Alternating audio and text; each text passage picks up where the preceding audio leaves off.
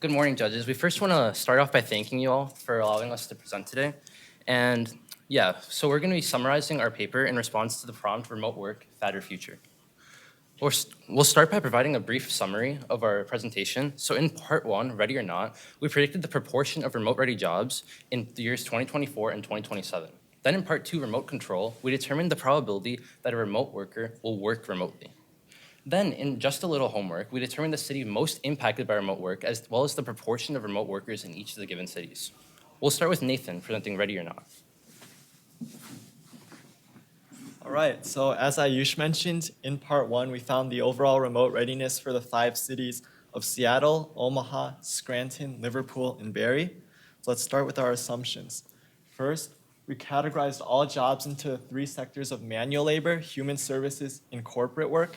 And we denoted these 3 sectors as primary industries and the jobs they encompass as secondary industries.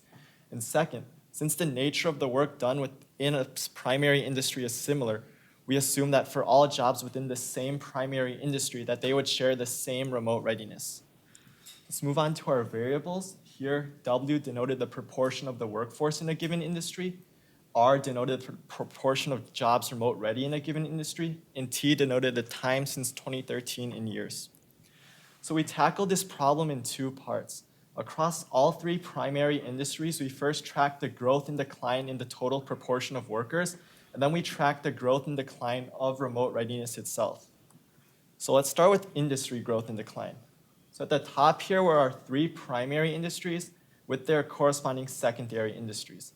And for each of these secondary industries, we utilized a linear regression to predict their total amount of workers, and then we added together corresponding secondary industries to find the final prediction for our 3 primary industries. And then from there, our 3 proportions for workers in primary industries were obtained. So here the graph of Seattle construction growth is an example for why we chose to use a linear regression model to predict workers compared to other types of models. As we can see, within a given year, the number of employees will first increase and then decrease with an overall increase. And this trend is nearly linear with the exception of the COVID years. But since we expect typical job growth to resume by 2024, and especially by 2027, using a linear regression model here allowed us to cut through these yearly economic fluctuations to deliver an accurate prediction of job growth.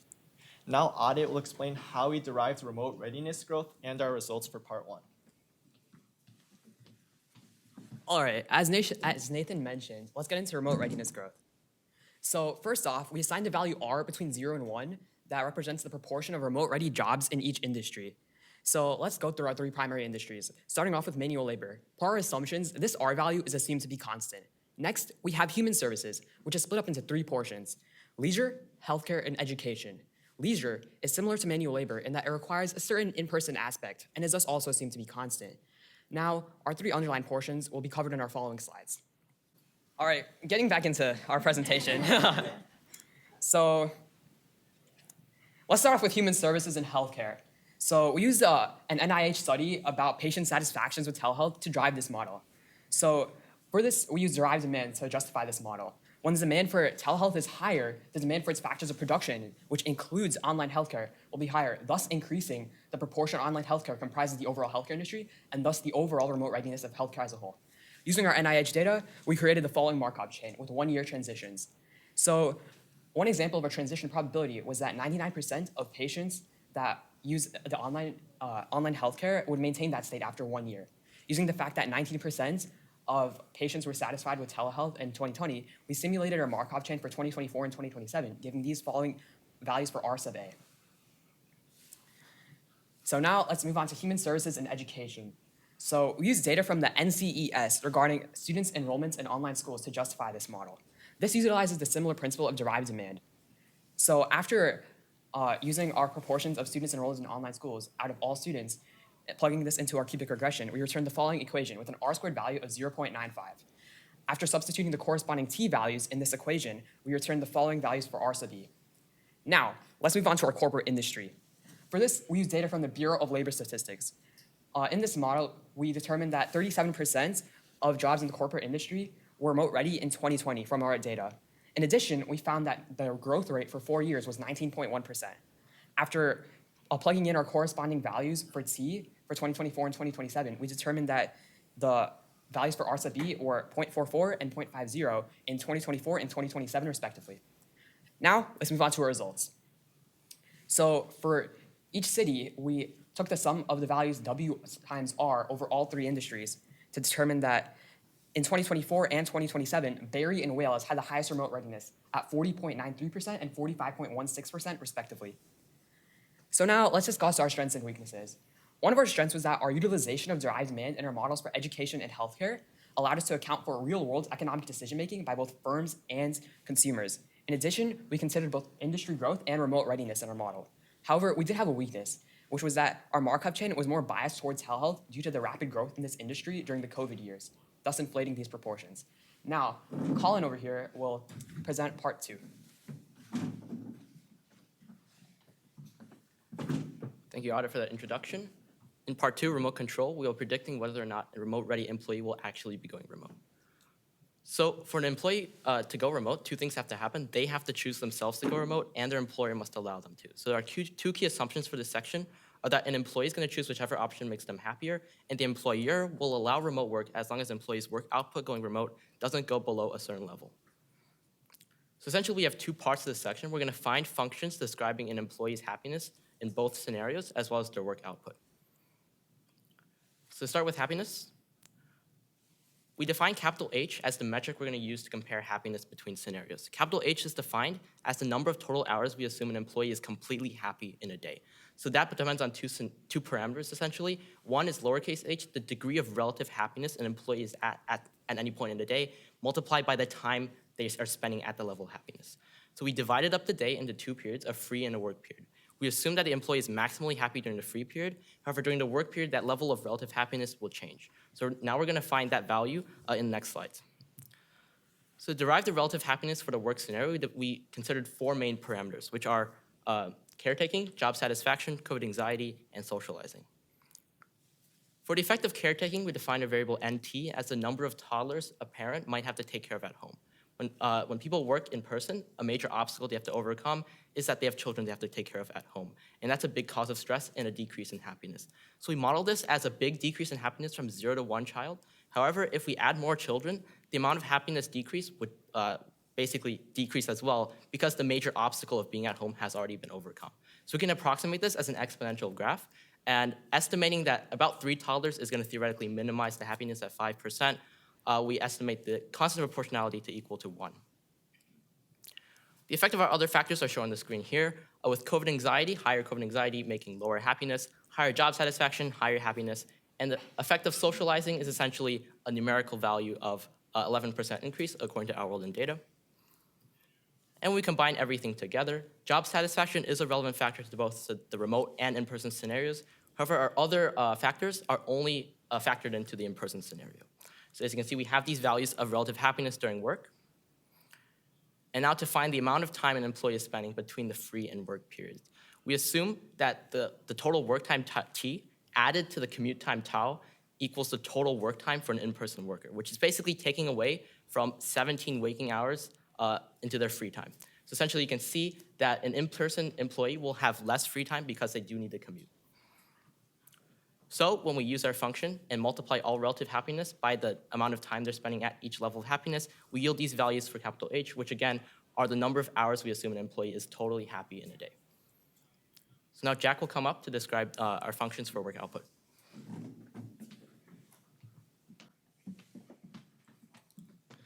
After we have discussed an employee's decision on whether they want to work remotely versus in person, we will now discuss whether an employer will allow their employee to work remote versus in person.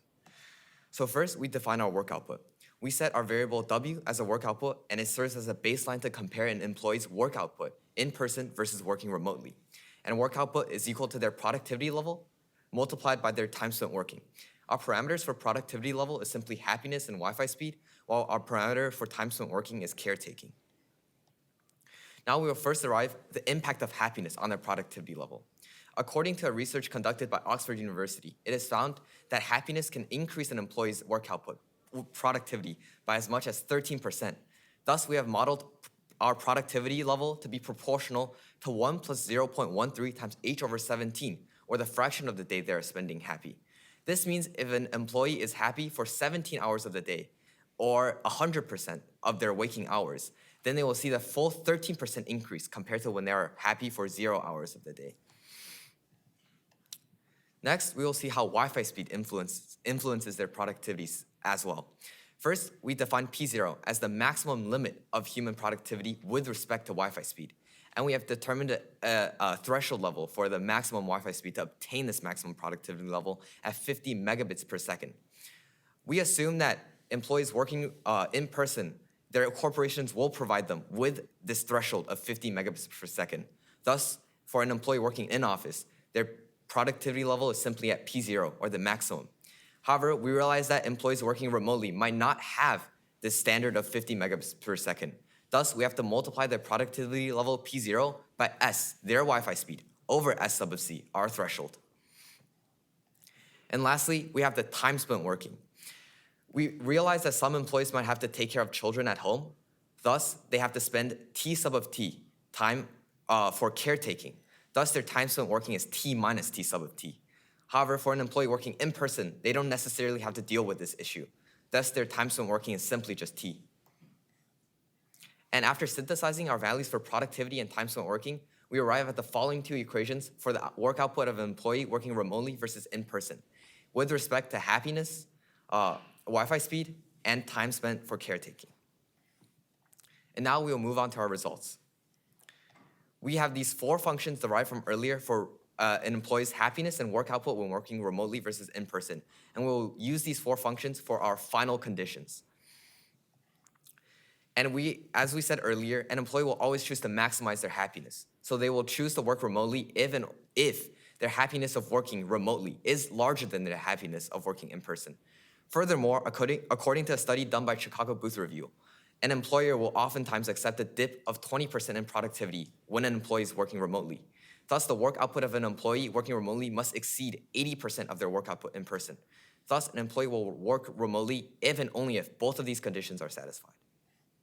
Finally, for our strengths and weaknesses. Our strengths is that we combine multiple parameters that we thought to have a strong correlation with our model, thus giving our model a high degree of accuracy.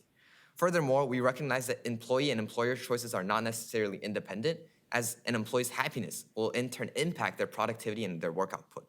However, one weakness was that we only considered fully remote or fully in-person without the considerations of a hybrid work model, which means that an employee's decision on working remotely or in person one day of the week may impact the decision of working remotely or in person another day later that week.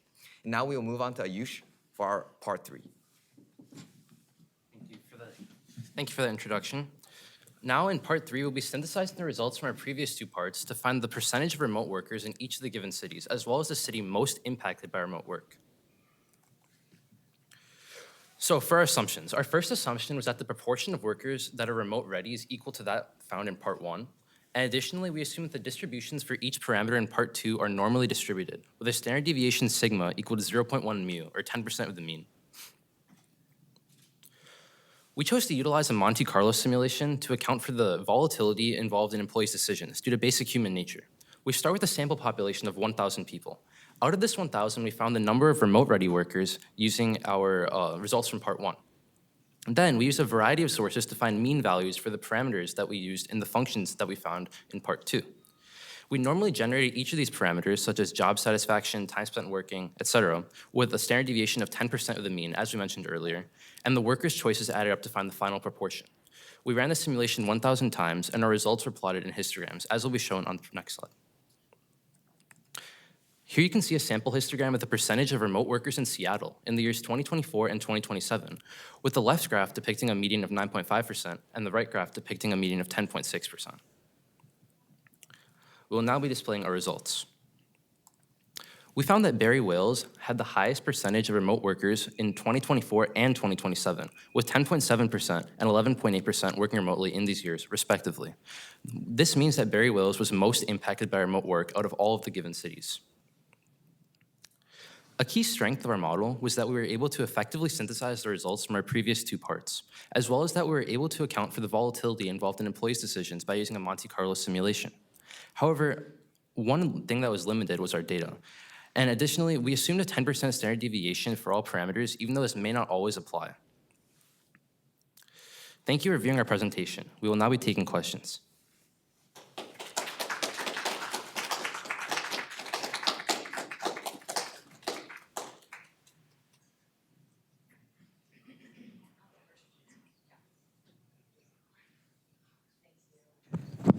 So my question is about your results for question 3. And so I was wondering about when you defined impact there, did you consider incorporating anything other than just the proportion of jobs that would be remote? So for example, I didn't see the numbers. I'm looking at your paper. And so for example, Liverpool had about 13% and Barrie had 12.7%. So, but what would be, did you think of anything about like what the impact would be on those two cities